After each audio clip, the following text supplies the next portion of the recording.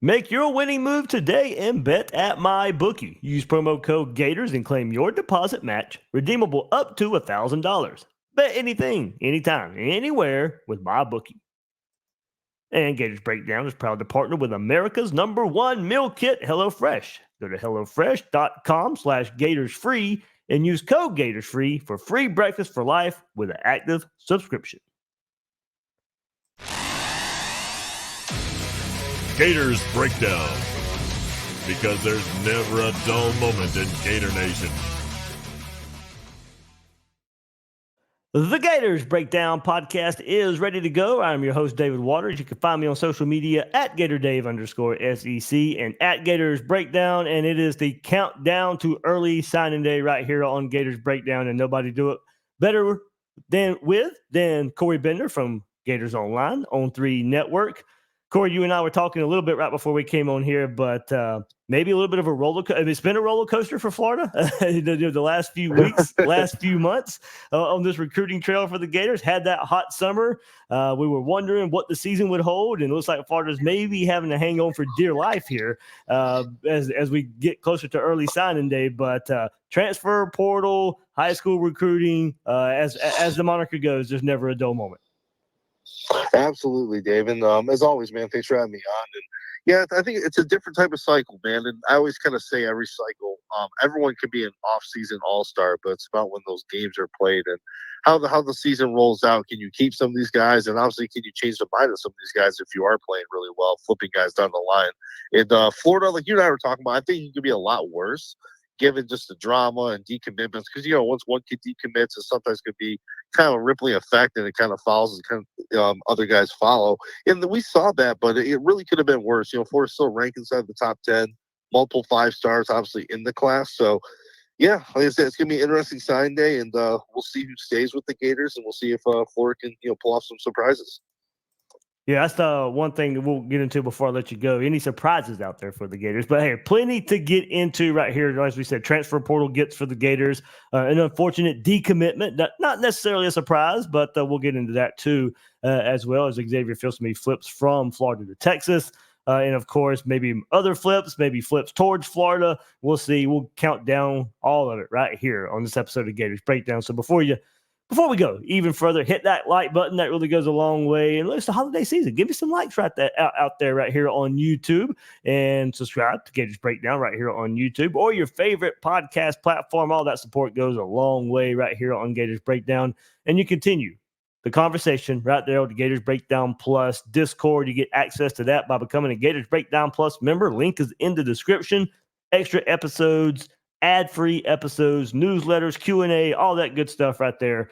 Gators Breakdown Plus. One more time. Link is in the description. So, Corey, let's, of course, Florida got 2 commitments through the transfer portal over the weekend, but they did get one more here as you and I record here on this Monday. Trikweze Bridges, the defensive back from Oregon, and look, versatile piece in the secondary. He wants to play safety at Florida. He said Florida's told him he'll play safety here. So great size Florida has on the back end of this defense. 6'3", 200 pounds. And you look at his highlights, man, and very physical for a defensive back, not afraid of contact, certainly a presence the Gators can use and attacks downhill. And look, I think when you start looking at it for Florida, you can use that veteran presence back there to help push Jordan Castell, Bryce Thornton from this past year, give them competition, give the position some depth, provide a good rotation. His breakout season came in 2022, 13 games for the Ducks. He started those, career high, 49 tackles, 5 passes defended, 3 interceptions, a forced fumble, earned Pac-12 third-team selection from Pro Football Focus. But last year in 2023, he was surpassed on the depth chart. Still managed to put up 16 tackles this past year, but looks like Florida also maybe catches a break a bit playing for Dan Lanning and that Oregon defense. A little bit of scheme familiarity here with Bridges. No, absolutely, man. And you hear a lot of kids say, "Hey, I'm 6'3", and then you really see them that might be 6'1.5" or 6'2". But this kid is legit 6'3". He's a big kid, and that was the first thing I sent to him when we saw him after the OV. And I asked him, where does Florida like you? I thought the star position could kind of be a good fit for him as well. I just feel like he has, like you said, Dave, that physicality, but he can cover as well. And I just think you have a lot of options with this kid. And you even go back. Yeah, I know you said Pro Football Focus 13, but those stats, I'm surprised he wasn't even a second team. I mean, that was a really good year he had 2 seasons ago. So you have a guy who obviously can defend the pass. He's physical, and I just think it was about just getting a little bit of fresh scenery, and that's what makes it good in college football. You always have competition, but I think with Florida, with Jordan Castell, like you said, I mean, it gives them a veteran experience, a veteran's presence. And he even said that after his OB. He said, they're looking for, me taking on the role, being like a big brother to these guys and kind of showing them the ropes because I played a lot of ball. And I just think overall he's a good fit. He's also from Alabama, too, so he gets to come back to the Southeast. And I think that probably played a little bit of a factor, too. So when you look at Bridges, I think for him it was probably the total package. Obviously opportunity to kind of get a fresh start. I think, like you said, Dave, a good scheme fit. And he's from the Southeast. And like you said, Florida needs – obviously depth, but they could use some experience. A lot of young guys were relied upon this past season. And a guy like Bridges, I think will be interesting. I think he still has some good potential left. Yeah, I think one more interesting part about it I just kind of thought about was for him, his best season came in his first season with Dan Lanning. So, he was able to pick up that defense pretty quick and be a pretty good player in it. Yeah, and that's what's crazy. You kind of, I'm sure if you're an Oregon fan, you see, man, it's a big DB. He's productive. It's probably one of those guys that they didn't want to see go. They're like, hey, just give him a shot. Maybe hopefully he challenges for another starting job. So I think when you look at him, and also too, Davis' character, I know when we were talking to him, I know us and being in the journalism field, like we kind of take note of the stuff, but like good eye contact, good for a handshake, just a mature kid who can kind of bring that leadership and kind of like that captain-like mindset. Not saying he's going to be a captain, but he could be, by talking to him, one of those guys that people kind of look up to for like leadership type stuff as well. Good deal. Yeah. Good size right there. Good Florida, some depth out there on the back end. Certainly, I think a big position of need. Just, even Miguel Mitchell, transferred out too. So depth got hit for Florida on the back end. Yep. So certainly adding some experience depth here. And hey, look, Corey, that's kind of what that's what you expected to transfer portal a little bit. But all three of these transfer portal acquisitions Florida's gotten in the last couple of days, man, there's a ton of snaps with all three of these guys so far. Mm-hmm. Yeah, and even like Joey Slackman, I know some people say, well, he's coming from an Ivy League and stuff like that. And you just look at his offer sheet. That's why these coaches get paid the way they do, from the scouting department. You see all those schools, big-time schools, come offering him right away. And then the thing, another really good, just a good person, too. And I think with Napier, you've kind of looked at that throughout his time at Florida. He recruits a lot of good, high-character kids. And Slackman's interesting, man, because like he was telling us that, he got the pen, wasn't even a football player, he's a wrestler, and picked up football, and here we are. And even when we were interviewing him, he was saying, this is all new to me. It's fun. I've never had attention like this. And, so it's fun. I think Florida in the trenches, obviously they needed depth, but they also needed a little bit of a talent upgrade as well. And I think Slackman's an interesting fit because he's not your natural, really big kid over the nose who's going to kind of, gap fill. He's not one of those type of guys, but he can't play inside. And I think he can, split out as well. I think he gives you some positional versatility and obviously another high character kid. So it's exciting, man. I think a lot of these kids, that Florida's recruiting, like you said, a lot of snaps, a lot of experience, and that's what they need. All right, Corey. So there we go. That was the transfer portal update there for the Gators. 2 commitments on Sunday, 1 on Monday. And now, unfortunately, right here as we headline on this Monday as well, some bad news for the Gators. Not a complete surprise, of course, but right there on the on 3 rankings in the team rankings, of course, the Gators fall to 7th today after safety Xavier Filsaime flips from Florida to Texas. He had that visit to Texas this past weekend. And the telling quote that I found out there, Corey, was Coach Raymond was fired. They brought in Coach Will Harris. I made a decision before I met Will Harris. And while I had some second thoughts, I wanted to stick to my word with Texas. I don't know the future that Florida is going to have. So it's kind of, we led this episode with the roller coaster of Florida recruiting, the season Florida had. For a fact that Texas and other schools out there that Florida is in on some of these battles are the negative recruiting about, you don't know the future at Florida right now. I'm sure that played a heavy, angle in Filsaime flipping from Florida to Texas.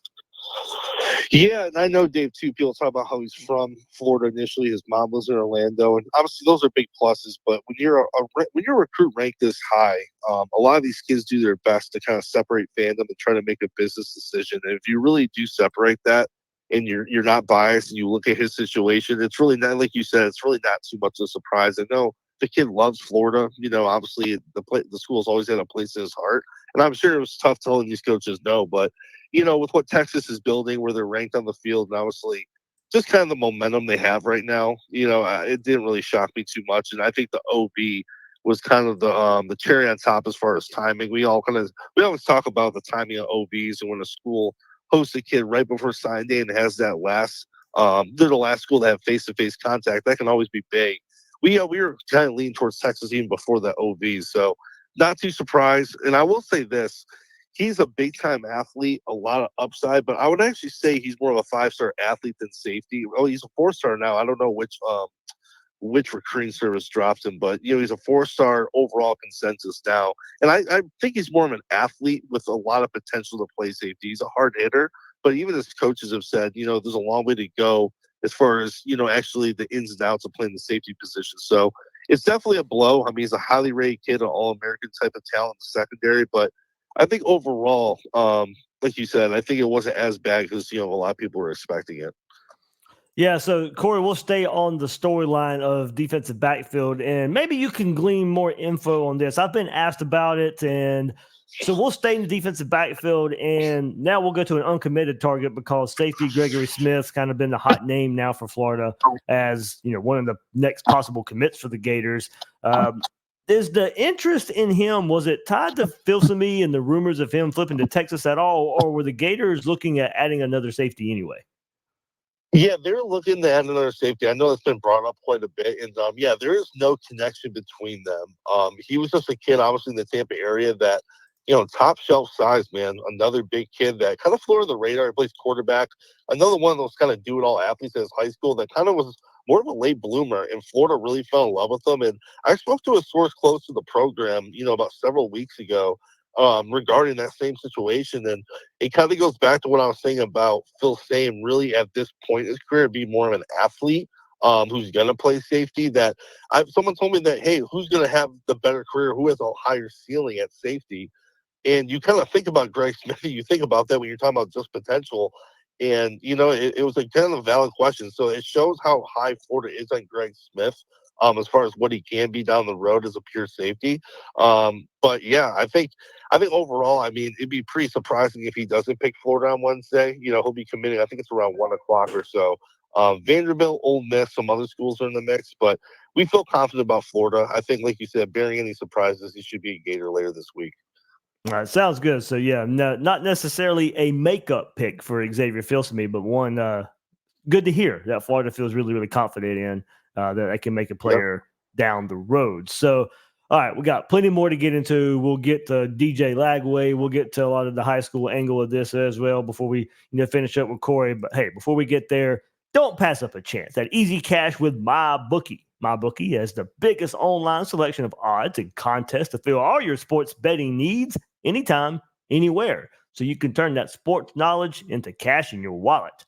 Bet on the NFL, all the college bowl games, or play for a share of big cash prizes in the weekly blackjack tournaments. If you've been waiting for the right time to get in on the action, well, that time is now. Make your winning move today. Sign up at MyBookie. Use promo code Gators and claim your deposit match, redeemable up to $1,000. One more time, that's promo code Gators to claim your bonus. Experience the thrill of sports betting right from the comfort of your home this holiday season. Bet anything, anytime, anywhere with MyBookie. And continue the most wonderful time of the year. You can make it even more wonderful by using America's #1 meal kit, HelloFresh. Your holiday shopping is made a bit easier by shopping online, so why not make your meal prep easier too this holiday season? Skip that extra trip to the grocery store and instead get fresh ingredients and delicious recipes delivered right to your door with HelloFresh. The most wonderful time of the year can also be a season of saving, so you can save money this month with fresh recipes delivered cheaper than takeout. And with pre-portioned ingredients, you'll never waste money on excess food. One of my favorites right now, the breakfast. All that quick, easy breakfast that HelloFresh gets to you those egg bites, you pop them in the microwave, and you got a fast, easy, tasty, hot breakfast. So you're still looking for a different kind of gift this holiday season? Go to HelloFresh.com/GatorsFree. Use code GatorsFree for free breakfast for life. That's one breakfast item per box while subscription is active. That's free breakfast for life at HelloFresh.com/GatorsFree with code GatorsFree. All right, Corey, let's get back to it. And look, despite all the other schools coming after him, DJ Lagway on campus one more time right before early signing day this past weekend. Clemson, Texas A&M, of course, Houston in there as well as the local Texas school as well going after him. Seems like really no concern right now with DJ Lagway. Yeah, Dave. I mean, I was saying to our subscribers at Gators Online, I thought he was the most important visitor this past weekend. Yeah. And I know some people might frown at that and be like, we need transport, we need immediate help, and that is true. But remember, Florida could also host kids in January as well, so there's going to be plenty of talent to go around. So getting Lagway back on campus, I think even Florida kind of got the hint. They might have felt good. Hey, I think he's going to stick with us, but hey, let's try and get him on campus. He's done it so many times on short notice, too, the day of, and then gets down to campus for a game during the season. So I think overall with Florida, obviously it's the familiarity. He's comfortable there. Ryan O'Hara, Billy Napier, he has a lot of trust in those guys. And when you go to that many games, you're even just the tailgates, you're going to games that many times, you get used to the people around town. It feels like that second home. And I think, obviously, NIL, I know, obviously, from everything we've heard, that obviously Florida came to play in that department. And, I think it's set up perfectly for him, too. And I don't think, if you're a big-time recruit, obviously you want to play as soon as you can. Every kid's a competitor. They want to get on the field. But having that 1 year to learn under a guy like Graham Mertz, who has played 2 big major conferences, who's playing well, I think that's a good redshirt year. I don't want to say redshirt, because he might be the pure backup, but a good season to be on the sideline watching and observing the college game. So I think overall, I think it's a good situation. And a lot of people don't really talk about this either, Dave, too, but it's like when you're a school like Florida, I always say it's probably not the best always just to commit to a coach. You commit to a school because you want to be there in the offseason, live there. But when it comes to Florida, if Billy Napier doesn't work out, the chances of you getting another hot coaching candidate, a guy who's, all in the headlines and all that type of stuff, the chances are very high. So, I think with Lagway, he sees everything he wants at Florida, and he's just happy there. I think it's just a total package for him. Yeah, Corey, certainly, with the way this, the storylines of this recruiting class and the decommitments and flips has went so far, it lets this guy here is kind of the linchpin of the class. There was no way Billy Napier could really afford to lose him. So thankfully he'll be a Gator. It sounds like, it looks like come Wednesday. Yeah, that's something he said he's locked in. And like you said, I know schools are going to keep reaching out until that final buzzer, but yeah, all signs, I think this, as he said, we have to kind of go by his word. He's always been truthful about that. He's locked in. So, yeah, we'll see. I should be fair. I think he'll be signing. I believe I talked to him this afternoon. It should be around 4:30 Eastern time, the ceremony. Okay. But obviously, a lot of these kids are saying they're, the letter intent's in way before that. So we'll see when they announce it. Yeah, that 4:30 time is usually when the coaches kind of are almost getting ready for that evening press conference on early signing day. So, yeah, I'm sure Billy Napier would like to have. Reminds us of Kamari Wilson a few years ago when we were waiting for the signature and everything. Yeah, no, hopefully, I don't think we're going to have many of those situations this year, but I would imagine his gets sent in much earlier than that, but we'll see. Yeah, I would imagine so as well. He'll get to school, he'll fax it in first thing in the morning, but then have that ceremony later in the day anyway. That's probably how it'll play out. if he doesn't, Gator Nation will freak out and then he'll catch wind of it. He'll put a tweet out and then probably send it in quicker. So I think either way, we won't have to wait the whole day. There we go. Looking at the top of the class, of course, Corey, on the defensive side of the ball is L.J. McCray, and the top defender in Florida's class made some noise with recent trips to Auburn and Florida State. Gators still seem in good shape right now. And, Corey, I will ask this in addition to the latest on him. Is this the type of player that can play right away for Florida? Can, as a true freshman with some position versatility, to his name, do you see an instant impact in the SEC, this schedule Florida has coming up in 24, where he can be a guy Florida slots in the trenches year one? Yeah, no, I definitely do. I mean, it's not often when you hear about that, about kids, obviously, especially on the O-line, but in the trenches altogether. But I think at 6'6", about 280, I mean, he already has college-ready size. And over time, he's going to get stronger. He's going to, add more quality weight and strength, especially as a mid-year enrollee. But yeah, I definitely think, especially if you're ready for spring ball, he's too talented, too big, too strong not to see the field early. And I think, like you said, Dave, you have versatility with him as well. I think when you watch his film, I love his physicality, good hand usage, and plays with good technique and a lot of kind of finesse moves for a bigger kid. And that's the thing I think that separates him. He's not this guy that who just leans on you and overpowers high school kids. He has good hand movement. He's fairly, it shows that he's his dad's a coach. He's learned a lot throughout his life. So I think overall, Mike Pearson's his positional coach on the edge, but I think he can obviously play inside too. He'll probably play around 300 pounds. The way his role is going to be, I think he's a more athletic Gervon Dexter as far as his size, and that's the way I kind of view him. Gervon was more strictly inside and more of a big kid, where I kind of view McCray as a bigger kid who's kind of a little bit more light on his feet. That's the way I view him. That sounds like a good package there. So, Hey, and the thing is, Gervon, I'm a dire Lions fan. He sacked the Lions 2 weeks ago. And yeah. that's first, so everything's going right for him right now. So yeah, I don't think it's a bad comparison. There we go. There we go. So let's stay in Daytona. And if we're looking at maybe a surprise, if we're looking at some additions to this class, well, we may have to wait a little bit for Zay Mincy, but looks like that decision might come Wednesday, might let the staff know, but we might have to wait till early January for a public decision because he'll be at an all-star game. Is this one as close as it sounds like between Florida, Miami, and Bama? So, Corey, I'll present it both ways. Why Florida, and then why not Florida? I think why Florida is just, it kind of goes back with kind of a little bit of McCray, just the familiarity, the comfort level. I mean, I put a prediction for Florida way back in March, and he was at the time, his recruitment was not, I mean, he was known as a national recruit, but he didn't do as many interviews. He wasn't as known as like the top 100 at the time, so he didn't take many visits. So I always thought Florida, just going off the visits, was positioned well. But at the same time, he doesn't reveal too much. Every visit he goes on, you can tell he has a good time, and you can tell it's very close. But I think with Florida, it's that comfort level, the familiarity, the distance from home. It's not too far.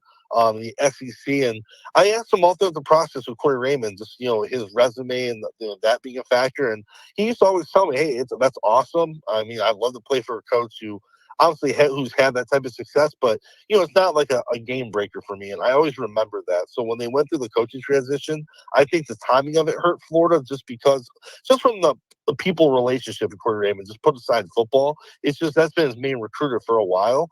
But I think overall, I was told last week on Thursday, quote unquote, that the in-home went very good. So I think it's so tough. I think it's like a coin flip right now between Florida and Miami. And I didn't change my prediction to Miami. I lowered my confidence percentage to about 50-50. But Alabama's still known as that dark horse. His brother played at Alabama State. So there's some familiarity with that state as well. But I think they're the third team. I can see them winning out, but I would probably give the slight edge to Miami over Florida as of today. But I'm not confident saying that. So it's like he's really the mystery kid as far as not which schools he's considering, but where he can land. He's making a lot of people guess right now. All right. Well, talking about guessing, and here we go. A couple of flip targets right here, or flip candidates here for part of Florida's class right now as we record this on a late Monday. So, maybe closer to 50-50 propositions here. And look, it was somewhat of a surprise to see Darius Hayes visit Miami this past weekend. Florida's supposed to be there visiting him as well. And look, the Miami side's starting to feel good, but some in the Florida camp still feel good as well. Is this one trending ever so slightly towards Miami as well? Yeah, I would say right now it is, Dave. And the thing is, if you would have told me this months and months ago, I probably would have laughed because, this kid was Florida throughout his whole life. I mean, everything has just been like, hey, I've been a Gator my whole life. I'm going to all the games. But when he did take that first Miami visit during the season, he said, hey, it's a business thing. It's a business trip. And that made me realize, hey, he's watching Florida season. I'm sure Miami's kind of putting some doubt in his mind a little bit.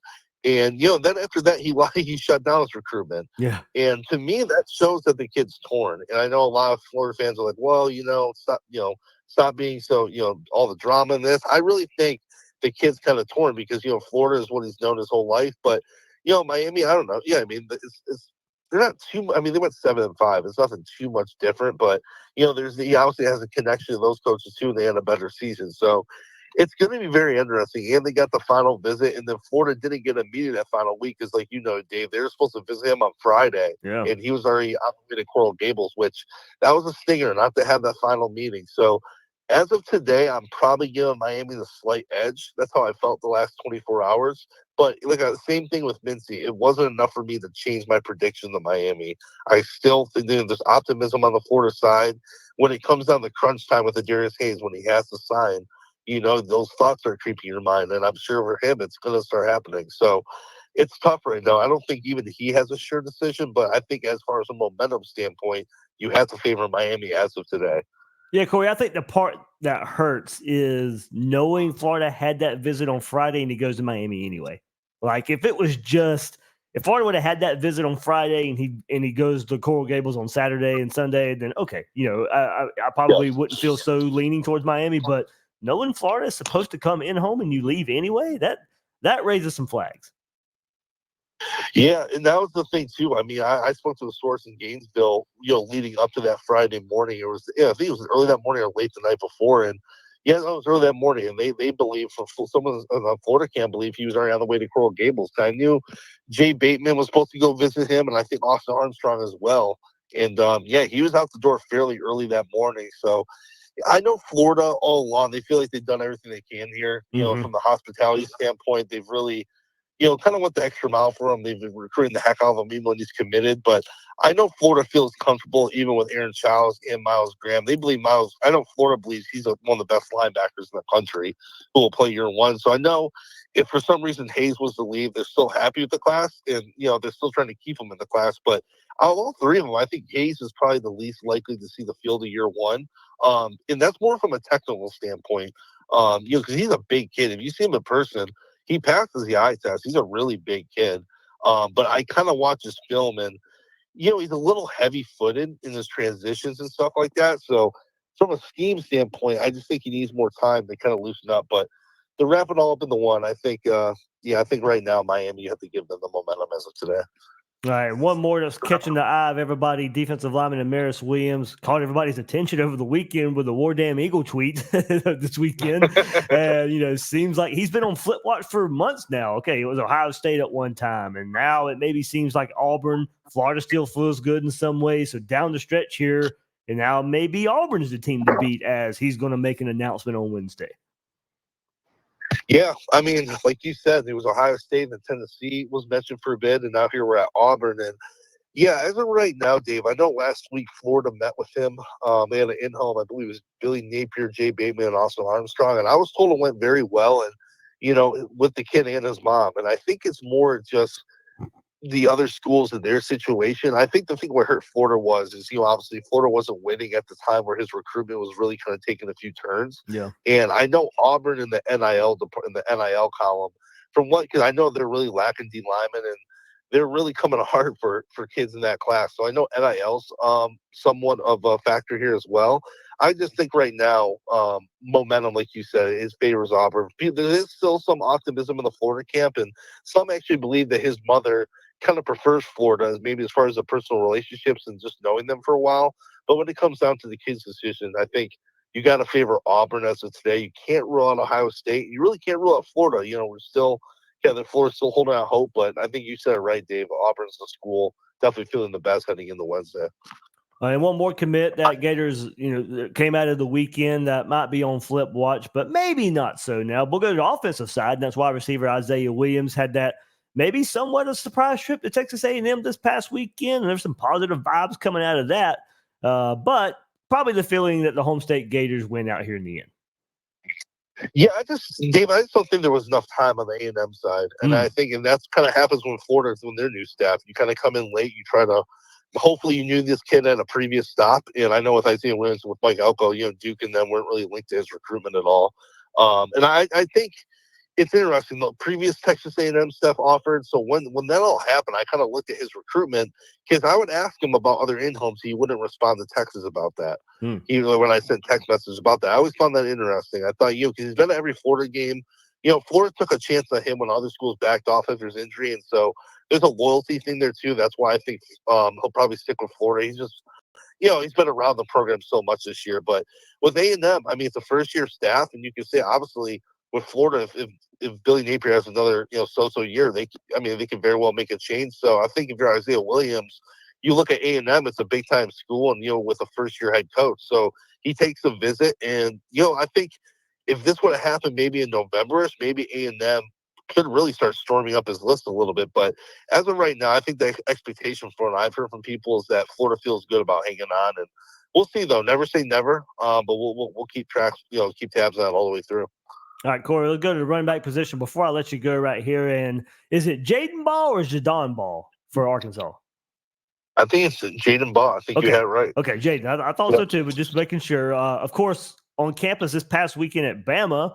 And I guess my question is, how serious from the Bama side is the interest? And it seems like there's an imminent flip towards Florida here for the running back committed to Arkansas. But of course, this late in the cycle, him being at Bama, you think there's some serious interest there. But it seemed like Bama was trying, maybe some different running backs here late in the cycle and trying to bring one in. Yeah, no, there's Alabama right now is linked to about a handful of backs. It's really kind of musical chairs. I mean, it'll depend on.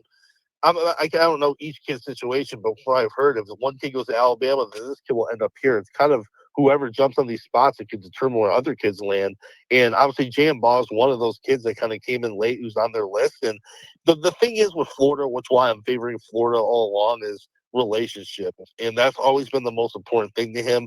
That's why Arkansas, held his commitment, or they still do obviously hold his commitment, is because that home-like feel, being comfortable with that staff. And if people out there listening, if they haven't seen Jabbar Jaluk speak or met with him, he's one of those guys who can win a living room over. Very genuine, really good. One of those kind of father-type figures, you could say, for a lot of kids, the way he kind of handles recruiting. So I kind of, after the Arkansas game, when they played, he was at that game committed to Arkansas, and obviously Florida lost. But you think it would be an awkward situation, but it wasn't. Ball and Jaluk came out of the stadium together, and you could tell the relationship was really strong. And Ball said he saw opportunity, and I think he was tracking ETN, obviously, because he was linked to go in the portal for several weeks, and this opens up a lot of carries, so I know that appeals to him, so I think that can kind of switch it more in the Florida's favor. Alabama's Alabama, though, so I know, obviously, if you look at his business, he has all the rings on, and that can really kind of sink into a prospect, when they're there, and, hey, I want to be a part of this.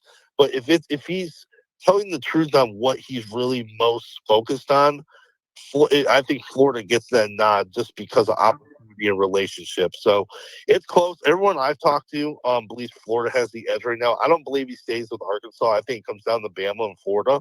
But the early vibe about 48 hours out is Florida could, more likely has the edge right now, but it's definitely not done yet.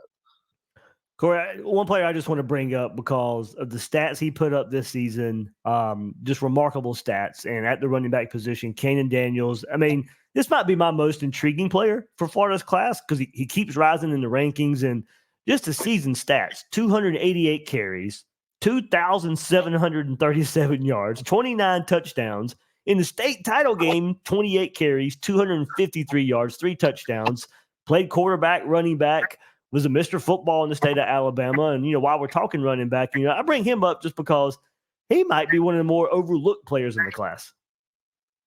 Yeah, I think too, Dave, when you watch, like you say, he plays quarterback, he's one of those guys that's used to carrying the load. And I think in the SEC, that's important. A guy that's used to kind of shouldering the load. Obviously his cardio is very good. He's used to kind of being the guy and consistently going downhill and always having the ball in his hands. And I think obviously in the SEC with Florida being one of those run first teams, I think he obviously fits what they want to do very well. And I like his vision, man. I think he's not a blazer, I would say. He's not one of those guys that's the fastest on the field, but he's very fast. He's definitely quick.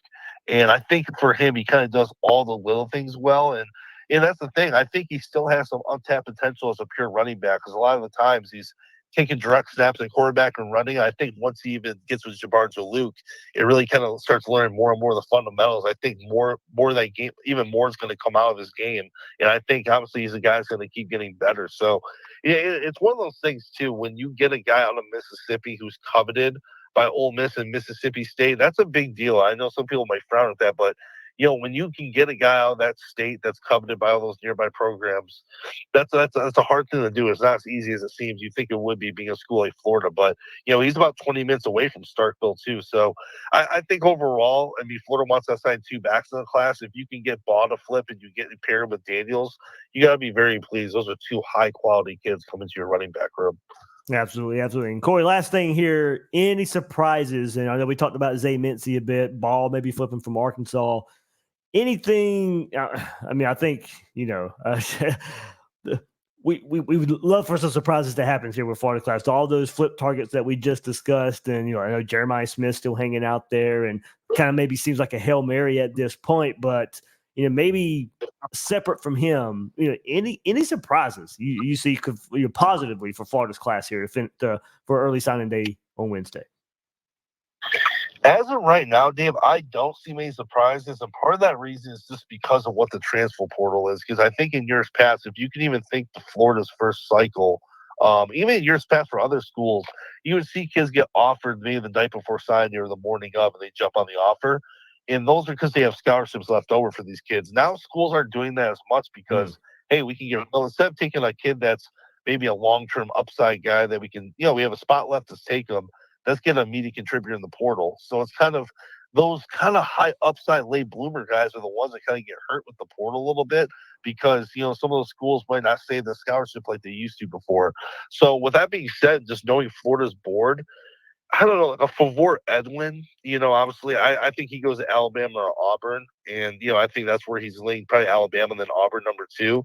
But, Florida's on him probably longer than both those schools. Maybe that's a surprise. And, this fan base, he's a 3-star kid, so people have their things to say. But as far as a real surprise that's like a 5-4 star, I just don't see it right now. And I think just because the portal, they're going to, save some of those spots for the portal. And then, but hopefully I'm wrong, though. Hopefully, Florida does have some of the works that no one knows about, and you guys can have a good surprise to kind of bank on. Good deal. Good there, right there. All right, Corey, man, hey, great work you guys do there at On 3 Gators Online. I know I wake up in the morning and there's those, you got early morning updates right there on 3. But what you guys got planned over the next couple of days and letting Gator fans know what's going on in the recruiting world? Yeah, man, no, I'm up early. My toddler gets up about 5 or 6, between 5 and 6 every day, so I'm up early. But, as far as each morning, I do these big notes, intel pieces that I just empty out what's on my brain, man. Whatever I know or what I'm hearing, I just put it on the paper, especially this time of year. So we'll have that early in the morning. We have reasons for optimism, that's coming up in the morning from Keith. We'll have tons of stuff, sign day capsules, flip watch, and a bunch of different stuff, man. So I think over the next couple of days, we should have in the 30s and 40s about, that type of content, about that many pieces. So definitely stay tuned. All right there. Corey Bender on 3, Gators Online, joining us right here on Gators Breakdown. Thanks, Corey. Yeah, thanks, Dave. All right, good stuff right there from Corey, getting you ready for early signing day. Some good news, some bad news, some flip candidates. Hopefully Florida hangs on to Hayes and Williams, and all Sunday or Wednesday we're just kind of overlooking, kind of maybe even going back and laughing a bit. But it's after the Filsaime flip to Texas, you lose those 2 guys, and without any surprises, possibly for Florida, could find themselves with a class outside of the top 10 in rankings. And look, rankings aren't everything; they go a long way. They tell us a whole lot.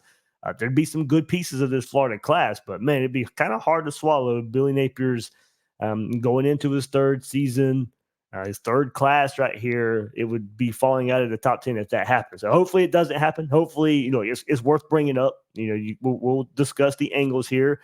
Hopefully those guys stay. And we're talking about a class that can be a difference maker.